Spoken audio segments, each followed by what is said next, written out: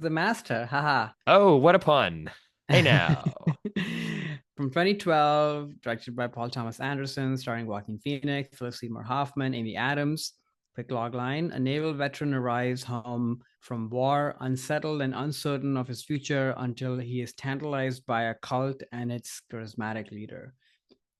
So we actually covered this movie in our most memorable movie theater experiences. This was on my list, and I talked a lot about the movie, but also like how difficult this movie was for me to watch to the point that I had to leave the theater. And it's funny that now this is like a masterpiece category for me, not just for Joaquin, but just as a movie, because this is such an achievement in my mind of the scope of what PTA is able to deliver. I think all three lead performances are absolutely incredible in him, Hoffman, and Amy Adams. But I think to me, for Joaquin, this is sort of the extreme pinnacle, I would think, of him like really committing to that intensity that we've been talking about from the very beginning of what he brings to his roles, to the point that the scars on his face, his body contorting, it's just such a lived in performance that you're completely transported. And of course, it's not just him, it's all the elements, the mise en scène of the movie, like we always talk about on this podcast, all working in service of that. And there's something so off about him. There's again a sweetness to him for sure as well, but normally, what we see in a walk-in performance, where there's like sweetness and off-centeredness, there's also some level of intelligence. Versus this person is just completely like a blank canvas. Like there's so much damage there, and which is why when he meets Lancaster Dodd, it sort of all takes off from him because he becomes kind of a muse and this empty canvas, if you will, for Philip Seymour Hoffman's character. So I think to me that's what shines in this movie is that yeah, the intensity and the sweetness and the vulnerability is there, but there's also something else going on with that.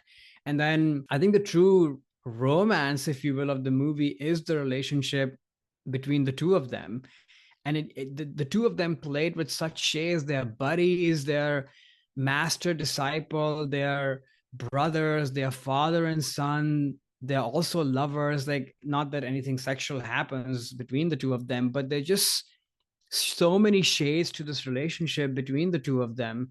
It's mind-blowing. I mean, this is a hard watch. This is not your Sunday afternoon movie that you would just like put on. It's pretty unrelenting. But I think the more times I watched it, I just feel like he's doing some otherworldly work in this movie. And I mean, I'm a PTA fan for sure. There are other movies of PTA that I probably want to watch more often, especially his later career movies. But in that era of PTA doing, super intense, dark movies, it's this and There Will Be Blood for me.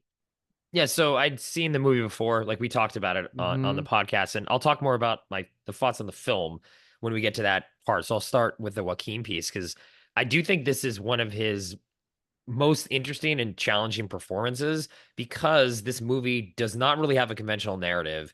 Yes. Nothing really happens in the movie. It's like you said, more of this character study and relationship between Philip Seymour Hoffman's character and Joaquin Phoenix's character. So it's his performance that kind of has to, or at least for me, keep my interest in the film because the movie follows him. I mean, Hoffman is in there too, but it's not as much of a movie about Philip Seymour Hoffman as it is with Joaquin Phoenix. And it's his sort of odd performance with this odd character that you just are trying to figure out like why is this guy like this? Like what is he trying to get? What is motivating him? Where is he coming from? Where is he going? And it's the way that Joaquin portrays this guy. Like you said, there is sort of a two sides of this where it's almost kind of like a serial killer performance in a way where like he can Mm-hmm. operate in normal society and he gets some women. It's not like he's some weird guy off in the corner, but there's something off with him. And then when they get past that surface level, there's something else going on there. And that's what the movie is exploring and what the movie is kind of about, or at least I'll give you my theories on now what I think this movie's trying to do. But if it was in other actors' hands, or if Joaquin wasn't committing as much as he does to this movie would be boring, I think. The movie has to have a lead that Or it can would be make that interesting. overdone, I think. Or the opposite of that, This right? role is so easy to kind of just really flex your muscles and Hmm. eat the scenery. And though that is happening, but it's so authentic and lived in and jaw dropping that you're completely taken for the ride. Exactly. And that I think is Joaquin's thing that he can do.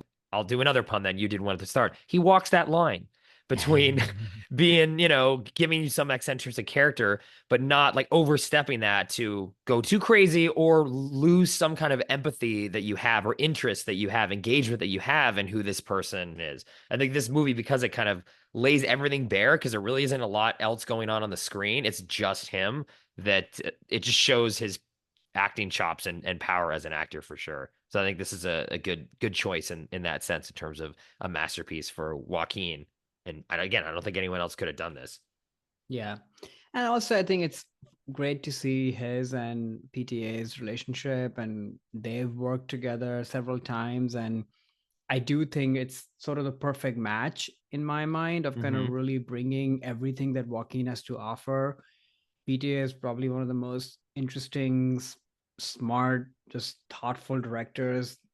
He's sort of in that pantheon of directors that, at least of our time. So I'm happy that they found each other, because there's a very specific kind of director who can really get everything and more out of someone like Joaquin. It's again a great contrast to Todd Phillips. It's Right. almost like Todd Phillips sort of feels like, oh, I can be the PTA and kind of get something otherworldly out of him. But of course, that doesn't Didn't work. happen. So Exactly. Yeah.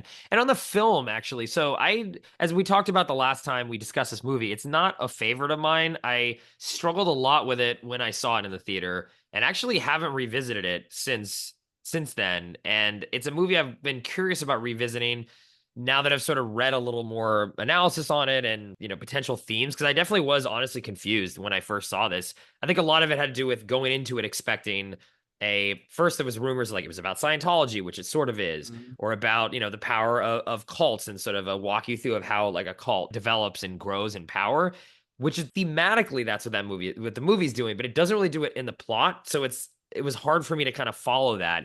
And yeah, on this watch, that piece of it came through a lot more. That it's really just a sort of treatise on the generation coming back from World War II and how they deal with Mm-hmm. this new, more alienating, atomizing society that was built in America in the 50s at that time. And either you struggle to find some kind of meaning and go too far into the base desires and the just following the id and sex and violence and all these things that Joaquin's character really represents. He goes to the extreme that way. And Philip Seymour Hoffman almost goes the opposite way in terms of over intellectualizing everything and then thinks of himself as this amazing, smart, incredible guy that everyone needs to follow, because those are sort of the two things that were inside of all the folks, coming back from the war in terms of how they wanted to fit into society now coming back. The other piece of it that I just did not understand when I first saw it too was the fact that it's shot in 70 millimeter. Mm-hmm. And I expected, again, going in, oh my God, this is amazing. Like, this will be some grand sort of epic scale picture. And it absolutely wasn't. A lot of it is close ups and medium shots.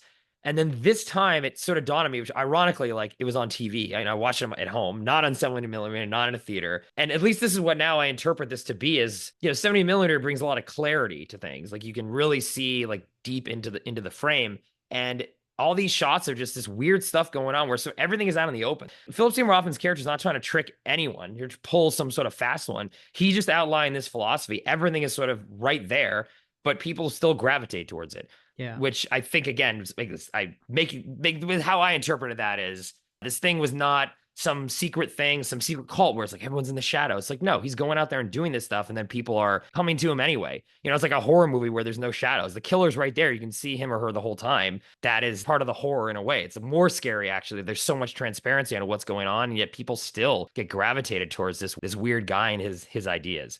I liked it a little better on this rewatch, but I still kind of bump up against it. It's not, I wouldn't put it as one of my top like 3 or 4 favorite PTA films, but I know the art is there. I'm not saying it's not a good movie. I just don't connect with it as much as I do some of his other films. Did anything changing for you over the rewatch? Yeah, I think for me, the movie's only grown in meaning. Like I said, I could barely even watch the movie. I left because it was just so jarring and just so intense the first time I watched it. And the particular scene was when he's like hurling his body in the jail cell. I just couldn't take it the first time I saw Oh it. And I yeah, think yeah. it's just too disturbing.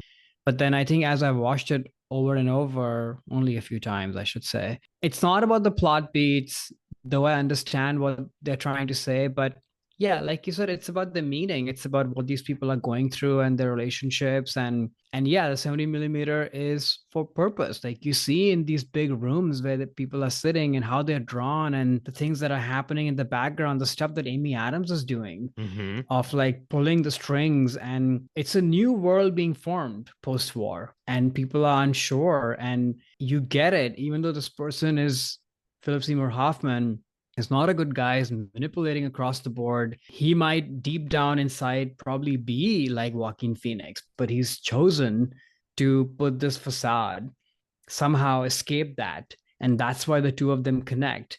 And she knows that, she sees that, but she's keeping the facade going because people want and need something to believe, and that's why they are drawn to him, because he is charismatic, and that's the one thing. He knows it and she knows it, that this is one kind of lifeline that we have, that we can hang on to in this new kind of wild west.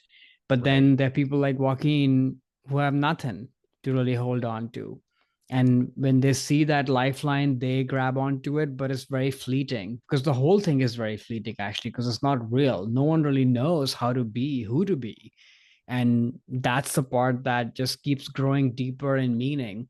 And then sort of the mise-en-scene, like you were saying earlier, the music and the wide scope of it, the color palette of the movie is just so strange and beautiful. And that's the thing with PTA, right? Like Magnolia probably feels like a very accomplished student film where there's like a million things going on. This to me feels like somebody who's come off that, is very sure in what they're trying to say, employ and deploy all the aspects of filmmaking to communicate that. But there is still, of course, a seriousness to it, and there is maybe even a heavy handedness to it, but it's done in the most deft way possible in my mind, which is why I'm very happy to see PTA doing more like lighter stuff. He's come off of that, and I Mm-hmm. like that better. But as a movie, this is, I think, one of the most accomplished movies he's made. Yeah, I think I could agree with that, even though it's not one of my favorite films. I don't connect with it as well as I do, like There Will Be Blood or even some of his more recent ones. But definitely Mm, in terms of the mastery of the craft, I think this is a big step mm, up for him for sure. And a lot of that, again, is due to his relationship with Joaquin and what they were able to do together with this. yeah. Hi there, it's Alex. If you like the review and discussion Karan and I just had, make sure you subscribe to our channel, Movies That Shaped Us, to get full episodes. Every other Wednesday, Karan and I review a new release and then discuss 6 other movies made by that film's actor or director and how they shaped us. Subscribe right now or follow our podcast on Spotify or Apple Podcasts via the link in the description below. Hope you join us for the journey.